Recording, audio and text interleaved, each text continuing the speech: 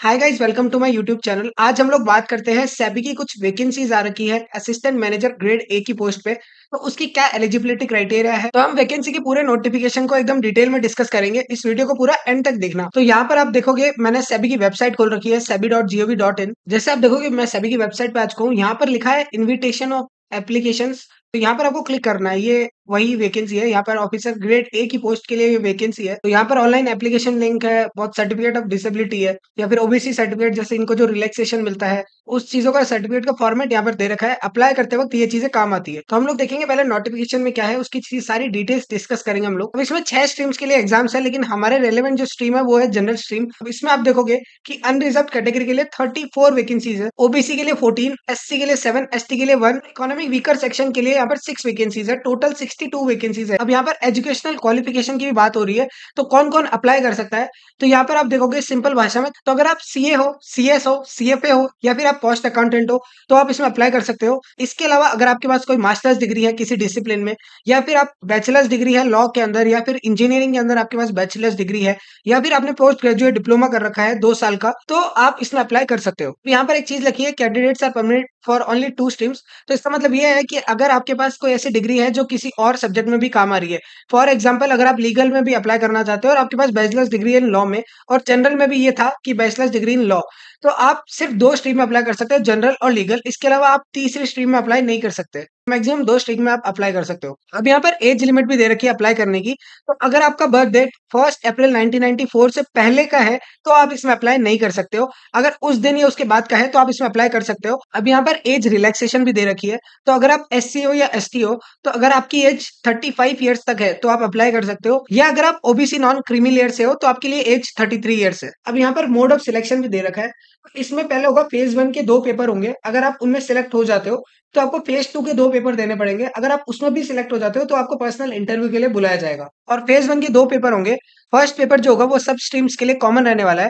उसका maximum marks होगा 100, 60 minutes का ड्यूरेशन होगा, और उसका कट ऑफ जो होगा वो होगा एटलीस्ट 30% आपको पास होने के लिए चाहिए होंगे। उसके बाद जो पेपर 2 होगा जनरल स्ट्रीम में, आपको देखना पड़ेगा इसके क्वेश्चन जो आएंगे वो इन्हीं सब्जेक्ट्स में से आएंगे, commerce, accountancy, management, finance, cost. फिर मैक्सिमम मार्क्स इसका भी 100 है। इसका ड्यूरेशन होगा 40 मिनट्स, और आपको 40% एटलीस्ट पास होना पड़ेगा, और दोनों को मिला के एग्रीगेट 40% आपको लाना पड़ेगा। नेगेटिव मार्किंग भी यहाँ पर रहेगी। तो मतलब अगर आपने कोई क्वेश्चन गलत कर दिया तो आपका 1/4 मार्क्स डिडक्ट हो जाएगा। और एक और बात, ये दोनों पेपर एमसीक्यू बेस्ड रहेंगे। फेज 2 का पेपर 1 जो होगा वो इंग्लिश सब्जेक्ट का होगा, और ये पूरा डिस्क्रिप्टिव होने वाला है। इसके 100 मार्क्स होंगे, 60 मिनट्स का होगा, और इसकी कट ऑफ होगी 30%। इसका वेटेज भी दे रखा है। फेज 2 का जो पेपर 2 है उसमें जो सब्जेक्ट्स है वो फेज 1 के पेपर 2 के जैसे ही है, सेम ड्यूरेशन होगा वो 90 मिनट्स का होगा, और कट ऑफ जो होगी वो 40% होगी, और उसका 2/3 वेटेज रहेगा। फेज 2 का जो एग्जाम होगा वो 14 सितंबर 2024 को होगा। फेज 2 का मार्किंग सिस्टम थोड़ा सा कॉम्प्लिकेटेड है।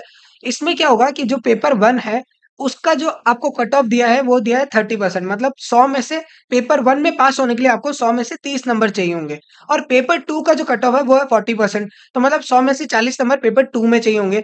इंडिविजुअली आपको 30% और 40% एटलीस्ट पास होने के लिए चाहिए होंगे, लेकिन उनका फिर वेटेज आपको निकालना पड़ेगा। फर्स्ट पेपर का जो वेट देना पड़ेगा वो 1/3 देना पड़ेगा, और सेकंड पेपर का जो वेट देना पड़ेगा वो 2/3 देना पड़ेगा। उसके बाद जो प्रोडक्ट आता है इनका वो एटलीस्ट 50 या 50 से ज्यादा होना चाहिए, तभी आप फेज 2 में पास हो पाओगे। सपोज आपके टोटल 50 से ज्यादा मार्क्स आ गए और आपने फेज 2 क्लियर कर लिया, तो आपके जितने भी फेज 2 के मार्क्स होंगे उनका वेटेज भी रहेगा फाइनल सिलेक्शन में, उनका वेटेज रहेगा 85%, और आपका जो इंटरव्यू रहेगा उसका वेटेज रहेगा 15%। और अगर आप लीगल या इंजीनियरिंग स्ट्रीम से हो तो ये वेटेज 85-15 की जगह 75-25% हो जाएगा। सैलरी यहाँ पर दे रखी है 44,500, जो कि बेसिक पे है।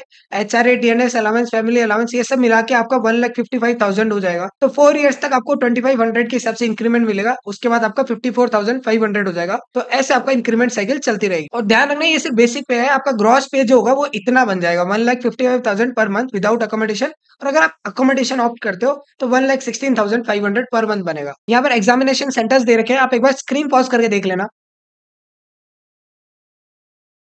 ये फेज 2 के एग्जामिनेशन सेंटर्स है। अब अगर हम फीस की बात करें तो मैं आपको बता दूं, अगर आप अनरिजर्व कैटेगरी से हो, या फिर आप ओबीसी हो, या फिर आप इकोनॉमिक वीकर सेक्शन से हो, तो आपके लिए 1,000 रुपीज फीस रहेगी, प्लस जीएसटी रहेगा 18%। अगर आप एससी से हो, एसटी से हो, या पर्सन विद डिसेबिलिटी से हो तो आपको 100 प्लस जीएसटी पे करना पड़ेगा। अब हम सिलेबस की बात करते हैं, तो नीचे आएंगे तो यहाँ पर एनेक्जर है। यहाँ पर आपको पेपर 2 फेज़ 1 और फेज़ 2 का सेम ही सिलेबस था जनरल स्ट्रीम के लिए, तो वो यहाँ पर सब्जेक्ट्स आपको मिल जाएँगे। तो एक बार आप स्क्रीन पॉज़ करके पढ़ लेना या फिर आप एक बार नोटिफ़िकेशन डाउनलोड कर लेना और यहाँ से अपनी प्रिपरेशन आप कर सकते हो। अगर आपको कुछ पूछना है, तो आप मुझे कमेंट्स में बता देना, मैं आपको रिप्लाई कर दूँगा।